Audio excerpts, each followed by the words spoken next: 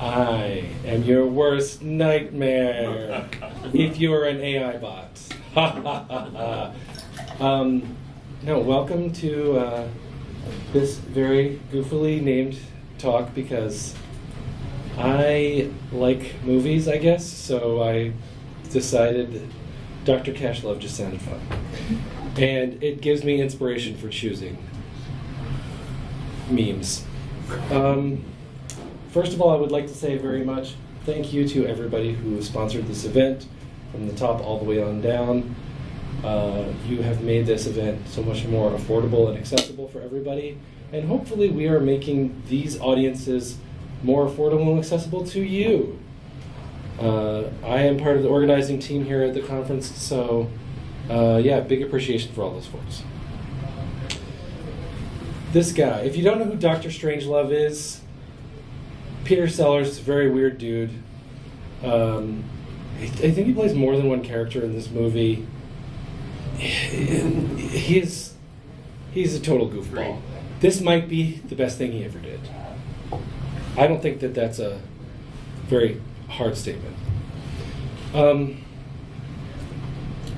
Me, who is this guy? My name is Ryan Price. I've been doing web development since the late 90s, give or take. Computer programming earlier than that. And I do lots of other things too. I take pictures, I make things out of wood, I sometimes produce improvised comedy shows, whatever stuff is out there, podcasting. Most recently I've been working at a web hosting company called Amazy.io, one of the sponsors of this event. In the past I've also worked with United States government, big nonprofits, big healthcare companies, like really, really big ones, universities, and then some other enterprise credits. I didn't include NBC Universal on there, but that's another one.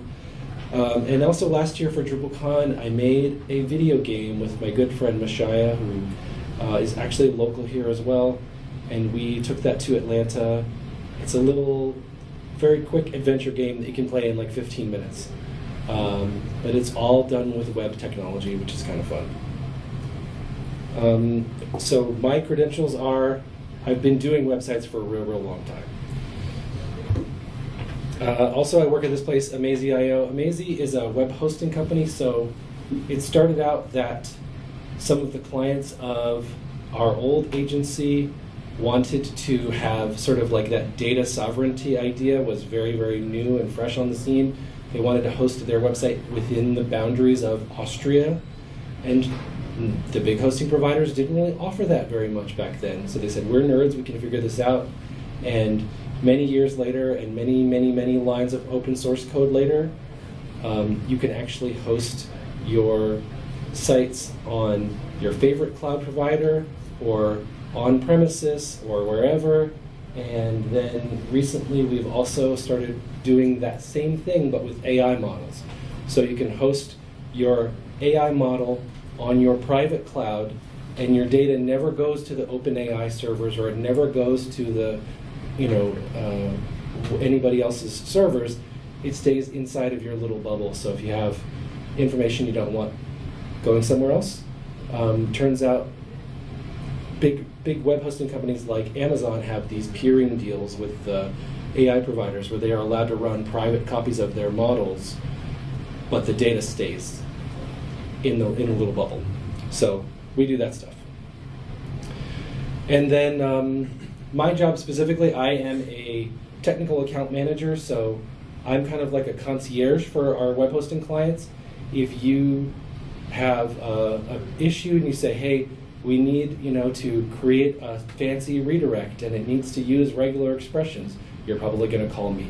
If you want to upload a new website, you can do a lot of that stuff on your own, but like maybe you need to add a new domain name for that website, you might have to call me. If you're currently being crawled by tons and tons and tons of robots because the President of the United States is giving a talk, you're going to call me. So I am a customer service with a propeller. That's how I like to think of myself. So we're going to talk about a couple things today. this is all kind of based on things that I have had to learn to get up to speed with this job.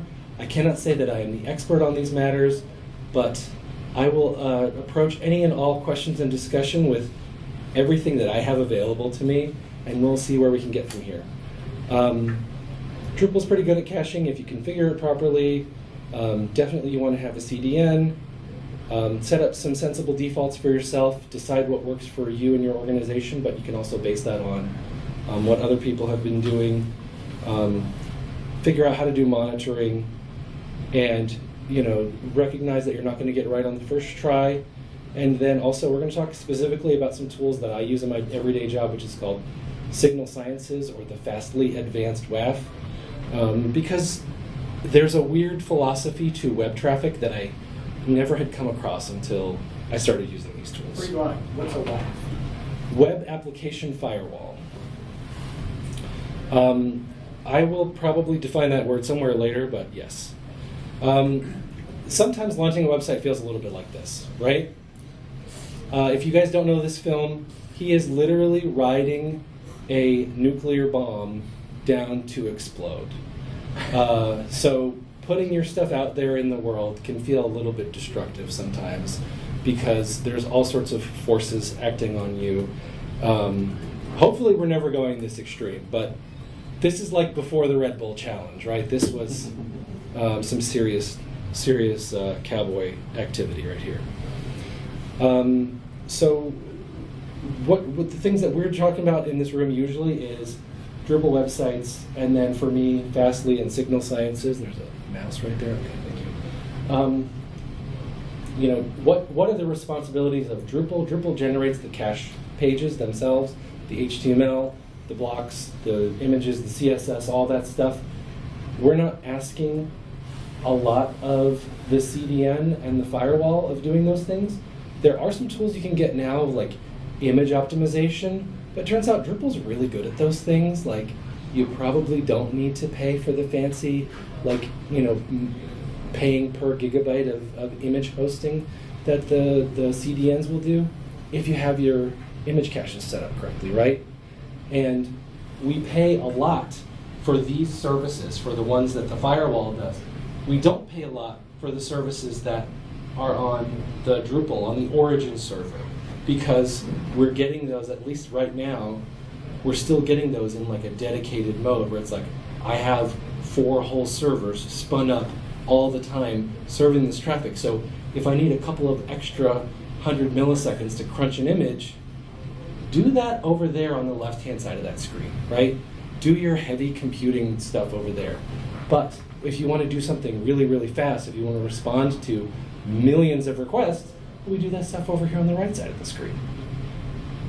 Other things that Drupal can do is obviously tell the other systems when it's time to refresh the cache. So I'm going to assume the people in this room maybe already know a lot of this stuff, but maybe if you're watching at home later, it's helpful to know, like, the control is coming from Drupal. What happens with Fastly, it serves some cached content. It also has this thing they call the global points of presence. So there's not just one cache sitting there serving up your stuff. There's a whole network of them out there, and they're all kind of working together and making sure that things happen.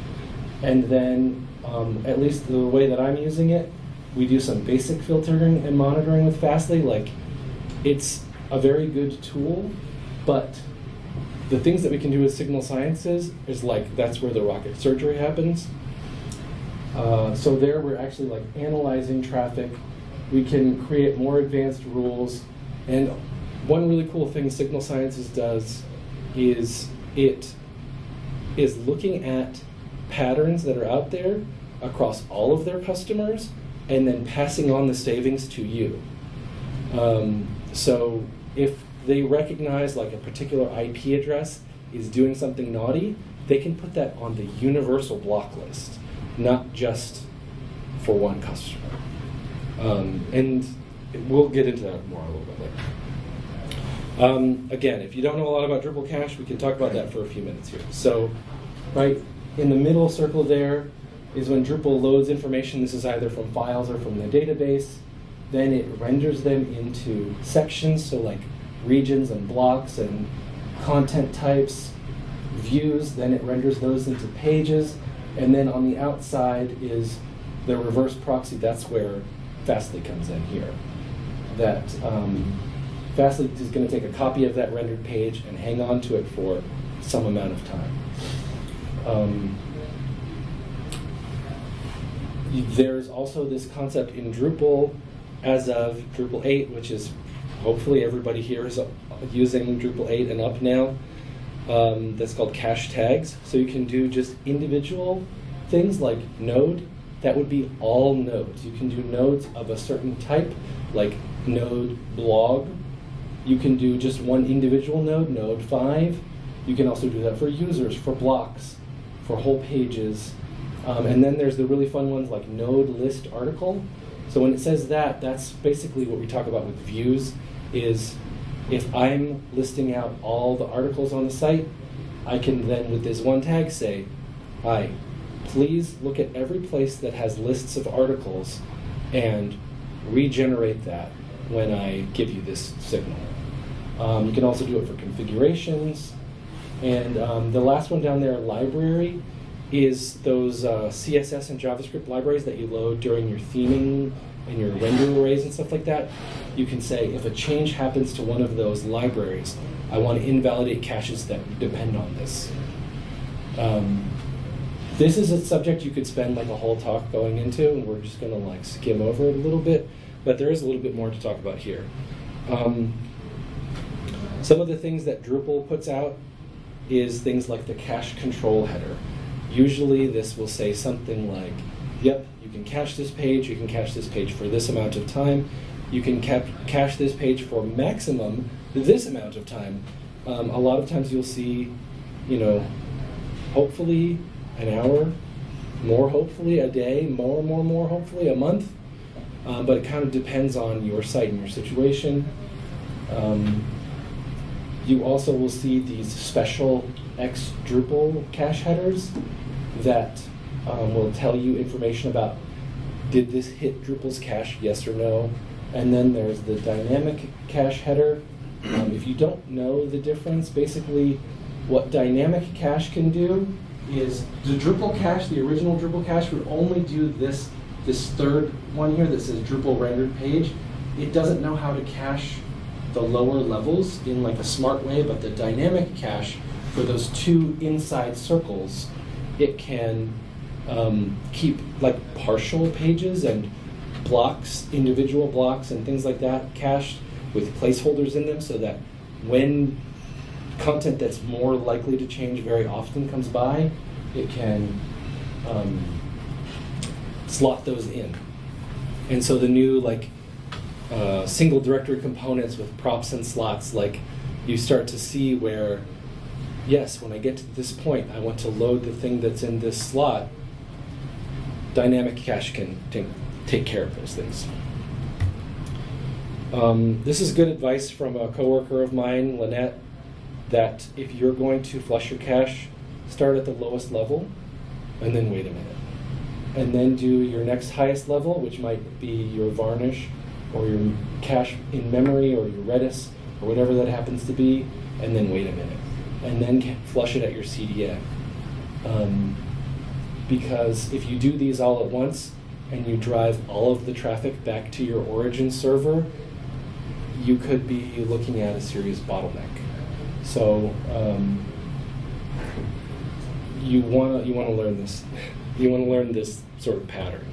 Another thing that she definitely says is learn the command line code to flush your cache, because having to wait for the login screen when you're in the middle of an event could be several points of your blood pressure.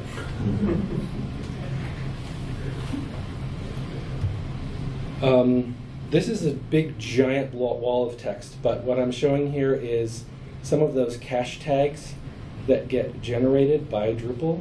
There is a line in the services YAML file. HTTP response debug cacheability headers. You can set that, you can basically just type it almost anywhere in the file and it will spit out all of this junk when you're in the network tab. And so you now see these headers come up. I'm assuming everybody here knows what the network tab is when I say the network tab. All right. What's the network tab? When you are looking at your browser and you right-click and then you say inspect, that's when you get to the inspector. But then there's multiple different tabs. There's inspect, and there's memory, and there's debug, and there's whatever. One of them is called network. A lot of times you have to refresh the page after you open that up. And then you get to this stuff. And so you can see here, this page I was on is a permanently cached page. So that second line there, it says -1 permanent. That's saying the information on this page is golden. It's probably not going to change anytime soon. You can cache this for a real long time. These are the ones that start with X. So these aren't the ones that your browser relies on. These are the ones that, for debugging purposes, Drupal says, unless somebody sends me a cache tag, I'm going to keep this copy of this page until I run out of memory. Then right above that it says X Drupal cache contexts. So the contexts are things that are, these are basically kind of analogous to modules. So there's one here that says big pipe Node.js. That means if somebody has the JavaScript cookie turned off, or they have no cookies at all on their browser, then that cache context is going to come into play. There's one that says layout builder is active for node. So it is saying, if this node is a layout builder node, I'm going to care about this. User role authenticated, or user permissions. If something changes as to whether or not the user is authenticated or anonymous, I'm going to care. I might care if a user's permissions changes between one page request and another for some reason. And then all of those tags down there at the bottom are the specifics. So we know what the contexts are. That's like module level, whereas the cache tags are like individual nodes, individual blocks, individual pieces of media, individual users. Like for this one page, for some reason, it's got user 1 and user 2. So I'm assuming at some point both user 1 and user 2 have edited the node that we're looking at right now. So it's saying these users probably have special permission to look at this page if it's maybe unpublished or something like that. So these are all things that could affect whether or not this person is looking at a cached copy of this page. In practice, I could be viewing this anonymously, but I would still get all of these same cache tags, because Drupal, the cache tags are going to be the same no matter who's looking at it. But the actual cache content of the page is going to be dependent on what all is happening right now. Who's available, what information are they asking for, what their permissions are, who they are, and all that kind of stuff. Has this changed recently? So all of those cache tags are just ways of saying, these are all signals that I could accept to invalidate this page, or part of this page. Any questions here? Yeah. Not a question, but just an addition. Sometimes when you enable those headers, the Drupal cache tags headers, and Apache is not right configured, you will get a bad request response from Apache, because the response cannot handle the amount of cache tags or the amount of headers that the response is sending back to the browser. So we have to be really careful with that one if we are serving like a page with a lot of content. Yeah, and this setting, this cache debug cacheability, this is something you probably don't want to turn on in your production environment. Staging site, local site, something like that. But it is off by default for a reason. And I put it in the development services YAML for a reason, right? You're probably not going to have a development services YAML on your production site. But yes, thank you. Some other things that you might see on those X Drupal headers is we missed, or we got the -1 for permanent, like we just saw. Another one that I've seen is uncacheable, poor cacheability. this is a sign that you might need to go in and debug something, because maybe you've got a contributed module that's not playing nice. I had something one time, we were trying to check whether or not a user was logged in, and that made the page uncacheable because I was calling the PHP wrong. And I wasn't like advertising that it was okay to cache this, even though I was making this check. So there's like certain things, or like if you do a Drupal go-to in a certain function or something like that, there are situations that Drupal will automatically report back, uncacheable, sorry, and it's not always 100% clear why. But like I say, this is a thing we could probably spend a whole hour just talking about this one subject. I'm going to talk about this for a couple minutes. Yeah, so when it does uncacheable, a lot of times you also get max age is 0. Again, that might not be the thing that it reports back to your browser, but those X Drupal headers are like for debugging purposes. They're not really there to be used by the browser. They start with an X for a reason. They're not for the browser. They're for you.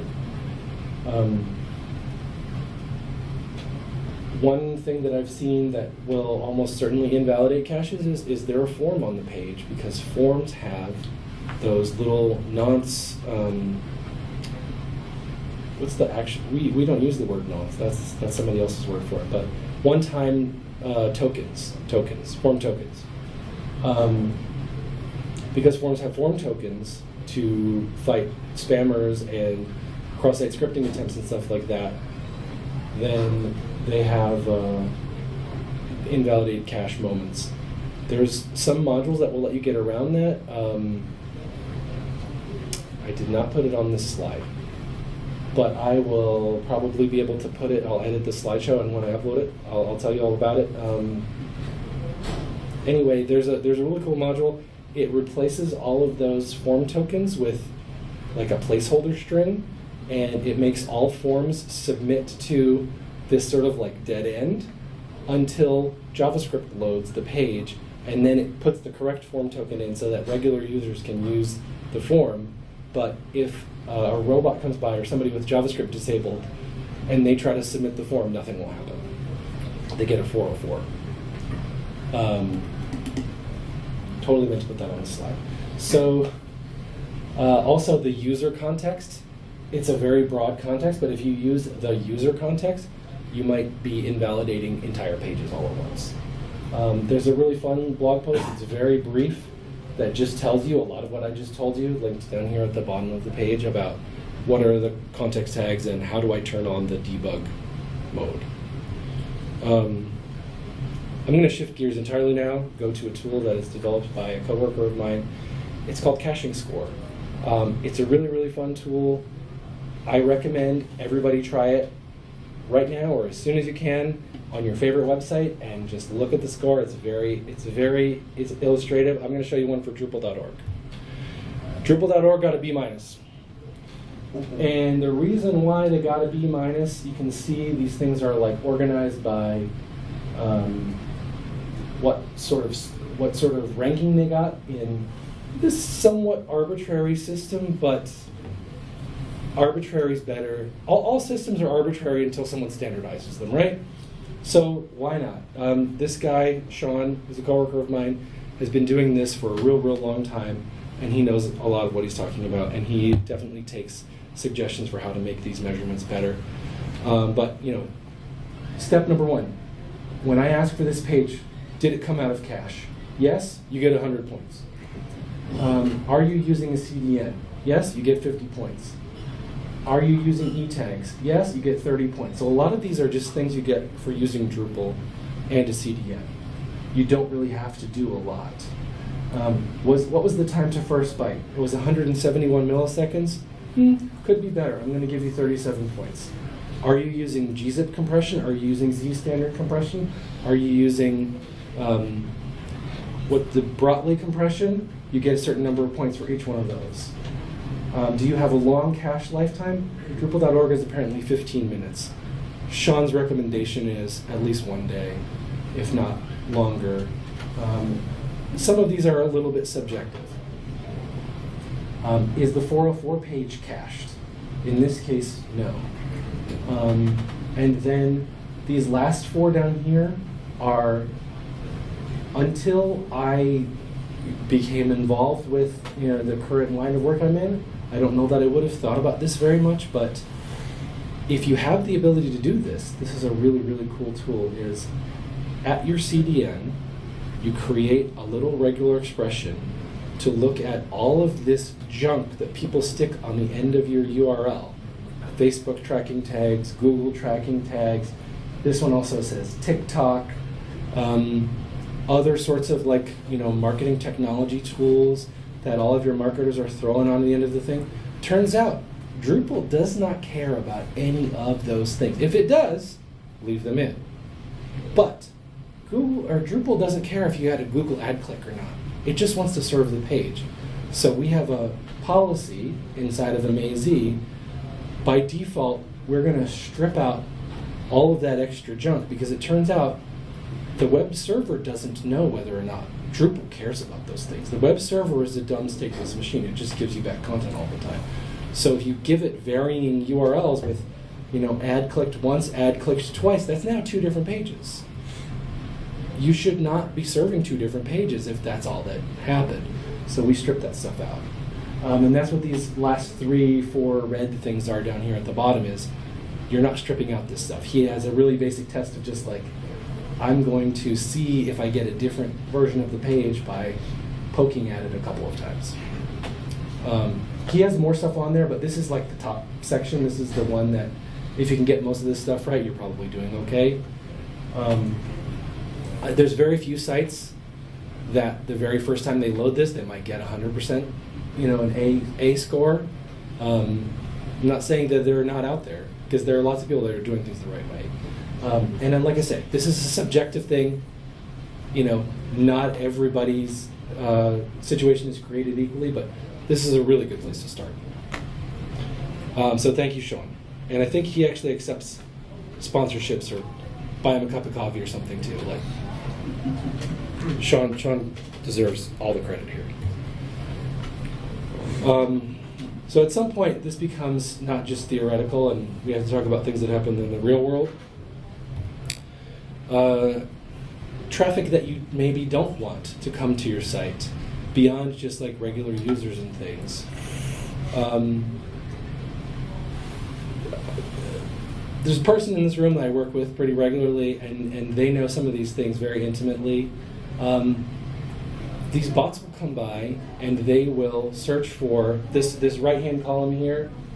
Search equals money. Search equals moneyed. Monkeys. It's going through a dictionary, and it's just trying every possibility of all of the things that have ever existed on any website, anywhere in the world. And then someone takes this script, and then they sell it to that guy for, I don't know what 10 Bitcoin. I have no idea how they conduct these transactions. But these weird crawlers show up and do the weirdest stuff over and over and over again. And then after they try all those things, then they add on more query parameters. And so you get to the point where there's 55 query parameters down on the end of my URL. And as we just covered, unless you explicitly strip them out, your server thinks that each one of those has to be a different URL, because we don't know what you're asking for. So we're going to have to serve you up a brand new page. So we want to try to find the traffic like this and block it. Also, some of these AI bots, particularly when a brand new one is getting ready and they're training it up, they say, please go crawl the entire world. And they send them out with hundreds of threads per website. So they're now giving you hundreds of requests per second. You don't need that. So when you find one of these patterns, you want to be able to come up with a way to identify that and stop it.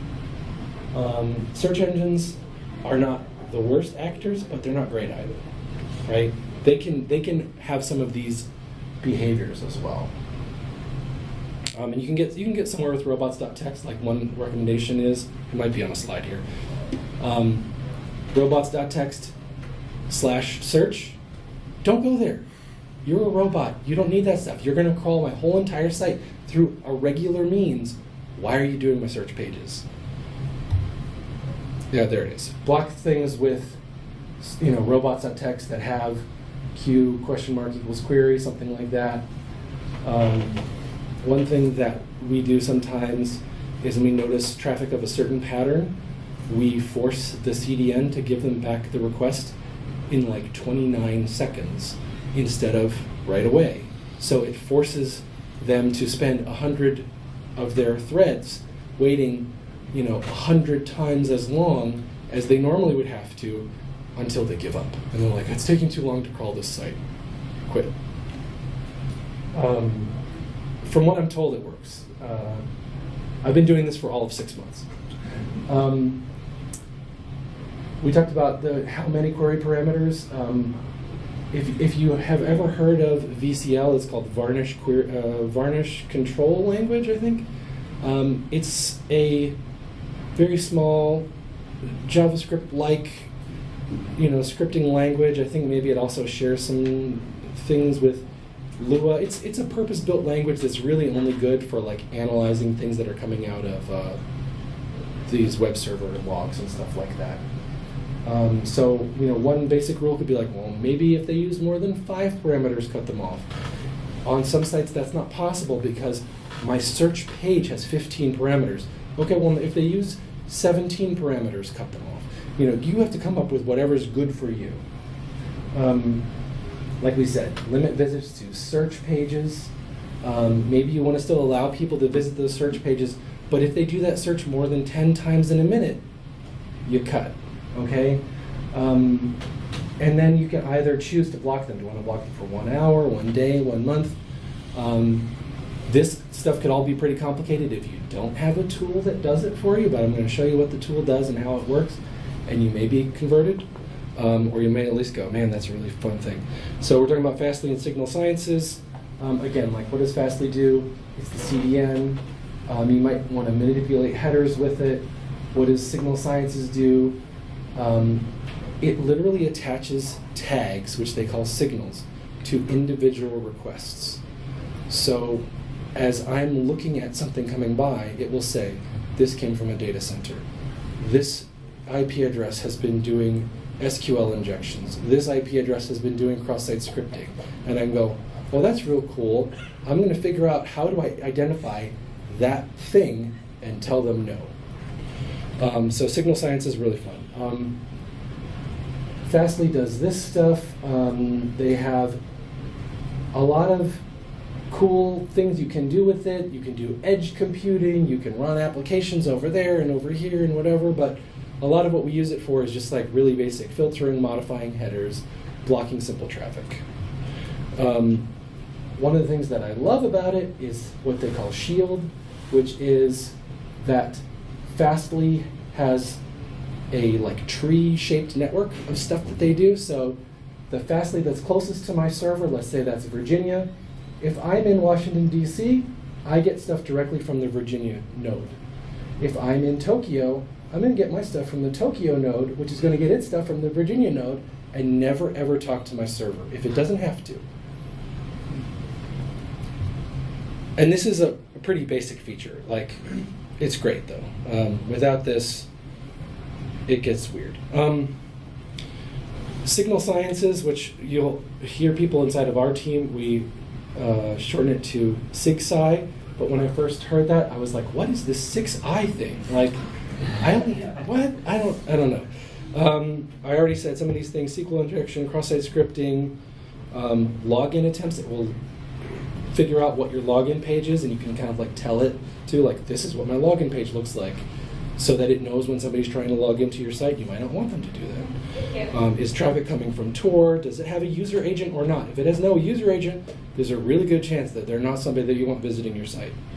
Like I said, they update their SigSci IP phone book, things that are known to be data centers. They can also track things like error pages, because if you're getting bunches and bunches and bunches of error pages all from the same user, that's probably not a real user.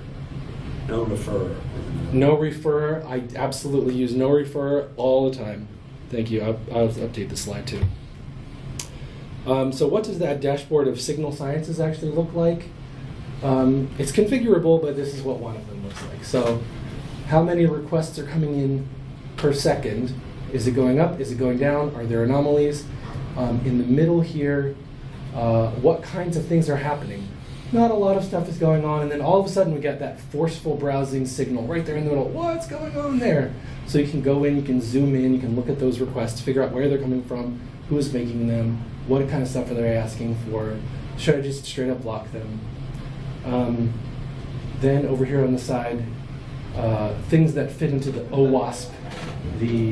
Don't ask me to define what OWASP means, but it's something to do with security practices.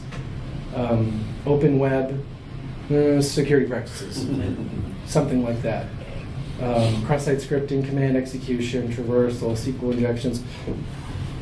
This is the next section. Tor traffic data centers. Oh, there's the login attempts right down there. It says authentication at the bottom. And then I covered up a lot of these URLs because clients, but you can see something that it thinks might be an attack is visiting this URL. And a lot of things are visiting this URL. So take a look at that. Is there a reason why they're doing it? Right now, this one has, in the center column, events is blank. That's a good thing. Events are not things that we want to happen. When you zoom in a little bit on that suspicious IPs section, it's showing me these 3 IPs were all doing cross-site scripting 6 hours ago, 7 hours ago, 14 hours ago. And that little symbol right there is saying this was traffic we saw on other sites in our work, so we want to make sure that you know about this stuff. You can search through the requests, and you can say, I want to search for something from a particular IP address, from a particular user agent, a particular server response code, a particular URL, just a plain old regular expression. Like, so many things you can go hunting through. At the point when you get to like this amount of traffic coming in from all over the world, you can't just blanket go like, if it's coming from Russia, I don't want it. Like, you have to start looking at the patterns.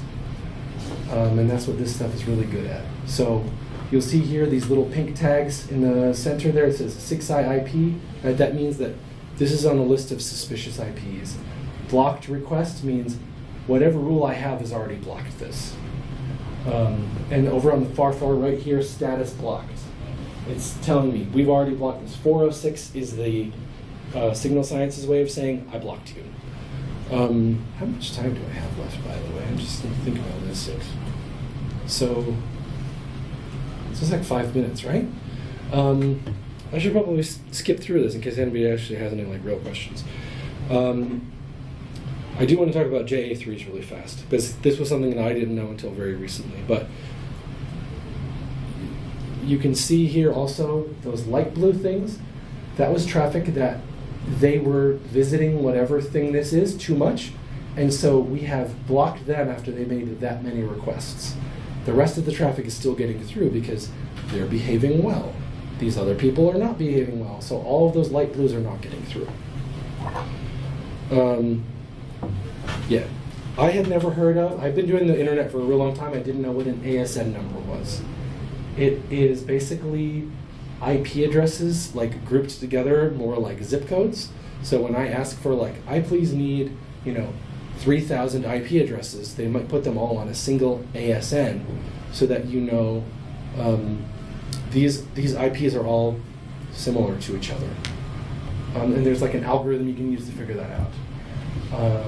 So you can block people by their ASN because there's a really high chance if this data center has servers on it that are hitting me with traffic that I don't want, the IP addresses several thousand up and several thousand down from there, I also want to block. So just block that whole ASN. Everybody who lives in that neighborhood cannot come to my front door. Then there's also this really cool thing that's called the JA3 signature. Again, never heard of this until I started doing traffic-based stuff, but it looks at all of the encryption algorithms that you have available to you, and it says, okay, can you do TLS 1.2? Can you do TCP this version? Can you do whatever? And somehow it creates like a fingerprint of your system that is not 100%, like, oh yes, it's definitely that same person. But if I'm rolling out a botnet to thousands and thousands of computers, particularly if they're geographically spread out, I now can't block you based on a geography. I have to block you based on some other signal. So the JA3 is saying, because all of these users have the same software installed, it's going to smell the same to this JA3 algorithm. And so I can look at people and say, all right, when I find this suspicious traffic, don't tag it by its IP address, because that will block one of those thousands of IPs. Block it by its JA3 signature. And it's very hard to get a false positive. It's not impossible, like I'm saying. You can always mess things up. One thing you can do that's really good, though, is, particularly with signal sciences, is you can turn on one of these rules and then say, log only. Don't do any blocking yet. And you can watch it for 5 minutes. You can watch it for 5 hours, and then go, okay, yep, we're blocking these people. So this is what the interface looks like. You can either do things directly to the requests, or you can do a rate limit, which I do a fair amount because you don't necessarily want to block all of this behavior, because like one of the examples is the no refer loophole, right? If you block everybody coming to a certain page with a no refer, if they click on a link in their email, they get blocked. You don't want that.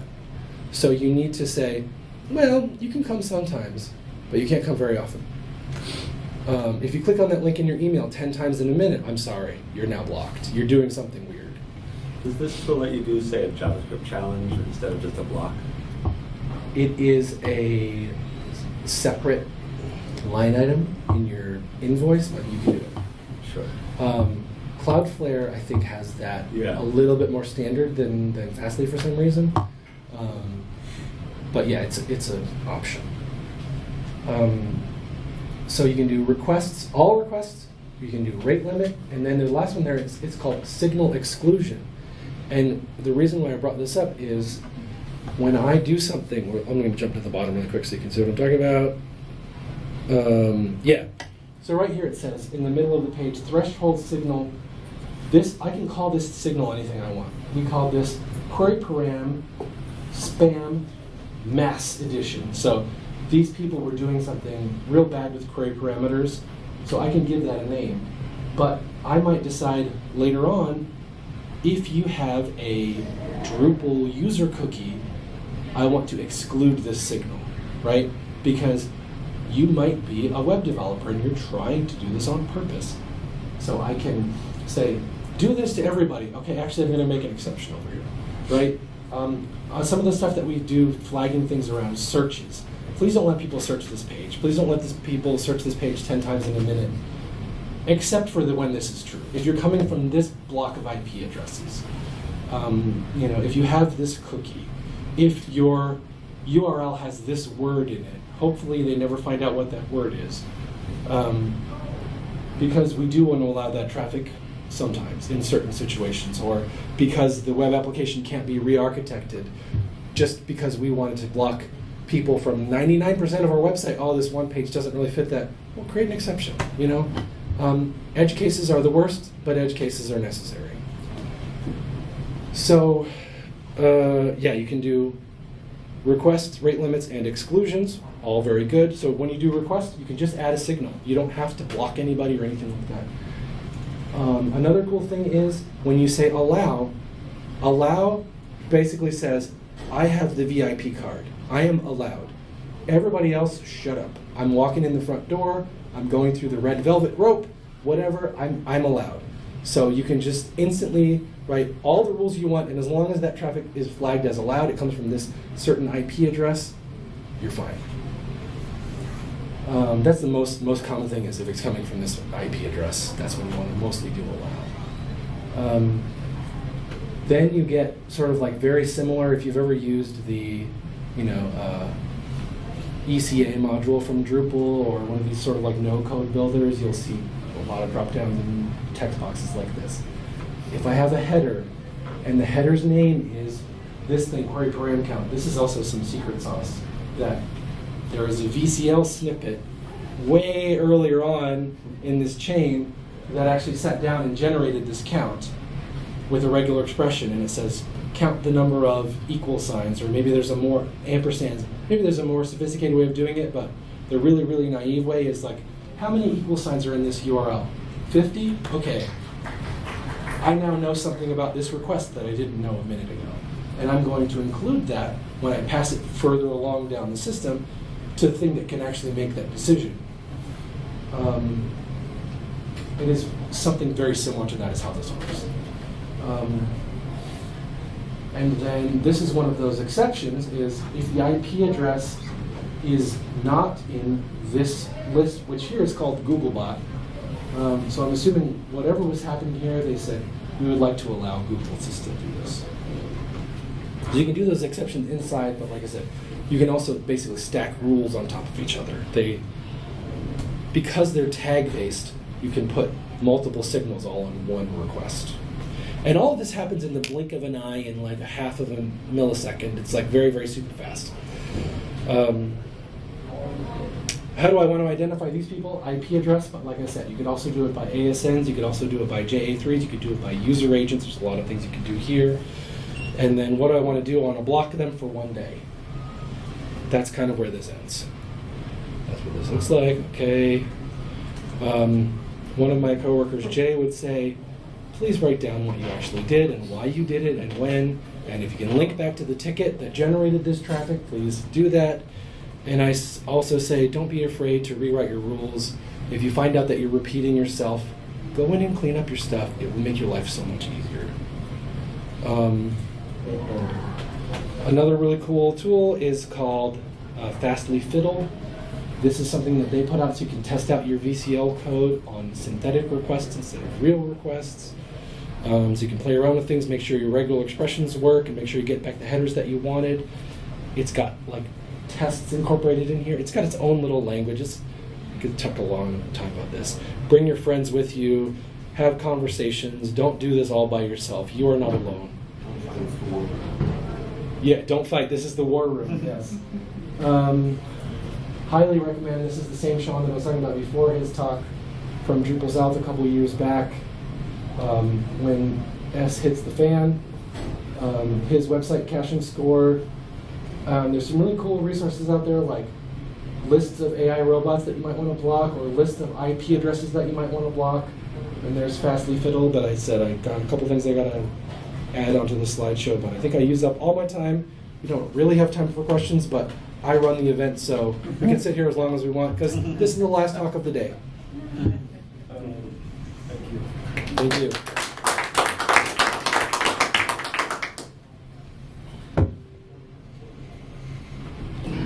Or we can go to the other conference. I was looking at Fastly. So what does it cost? It costs $50 a month plus traffic.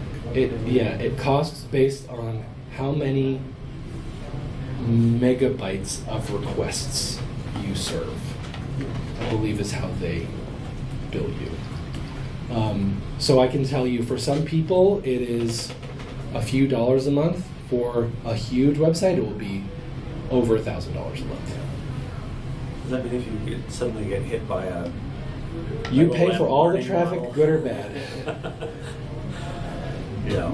One thing that you can do to try to mitigate that is create like a custom error page that Fastly serves for you that's, 5 kilobytes, and then that makes your bill go down a little bit if you're getting a whole bunch of it, right? Don't let them load your CSS for the 404 page. Then they're not serving that traffic to you. We have a policy at Amazy. All of our traffic, even the people that are not using Fastly, the paid version, goes through Fastly. There are a bunch of reasons for that, but for some people it is literally just a reverse proxy, and their caching is actually handled by Cloudflare or Akamai or somebody else. But we still route them through Fastly for reasons. Fastly does our SSL certificates through Let's Encrypt very, very painlessly. There's somebody that wrote like a little robot that sits there and checks whenever Kubernetes wants to build up a new website and it's got a different domain name, it says, okay, I'm going to go update the certificates now so that everybody has the right SSL and all this stuff. And like, I swear it takes like 2 minutes. I don't know how they do that. I could not type it that fast. So, some good stuff in there. So you're saying those like marketing, because I've seen those kind of like UTM URLs. So you're saying that's actually that's making whatever serving your Every time somebody clicks on a different link, it is generating a different page cache. So if you have the ability at Varnish, right, because Fastly is Varnish, but like crazy Varnish, like Superman Varnish. But they use the Varnish control language because it's basically someone figured out how to do some really weird stuff with Varnish, and then they turn it into a company. So you can do all this stuff with Varnish too, for the most part. Signal Sciences is a little bit of a different thing. I don't know for sure if there is like a DIY version of Signal Sciences. I haven't looked that hard into it, but I've only just very recently like gotten to the level where I could explain all of this stuff to you. But I'm very curious. Like, is there a open source equivalent of Signal Sciences out there? I don't know if you can do any of this stuff like inside of Mautic or one of those tools. Like, is anything fast enough to just do that, or do you really have to pay somebody? I don't know. That's what I was just researching. I haven't found it yet, but I'll let you know if I figure it out. I know some of the stuff they have like patented, but I don't think that really matters that much, except for when you have it strung together in this particular way. But it's a super cool tool, and it is totally worth looking into. And I know that there are similar things coming out of